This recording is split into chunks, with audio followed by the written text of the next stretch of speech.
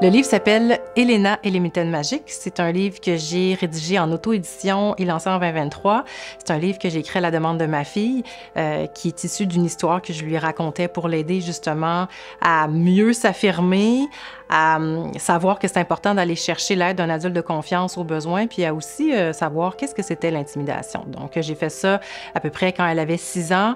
Je trouvais ça important que ma fille, le plus tôt possible, sache comprendre quels étaient les outils à sa disposition pour aller chercher de l'aide aux besoins. C'était pour moi une façon d'ouvrir le dialogue. J'ai inventé l'histoire d'Elena et les mitaines magiques pour être capable de parler avec elle de ce que c'était l'intimidation. Elena, c'est un petit chaton qui aime beaucoup aller à l'école. Elle est surnommée Elena qui parle tout bas parce qu'elle est timide. Malgré tout, c'est un chaton qui a beaucoup de plaisir à aller à l'école, qui a beaucoup de plaisir avec ses amis. Cependant, il y a une situation avec une amie qui la rend malheureuse. Elle se sent pas nécessairement respectée.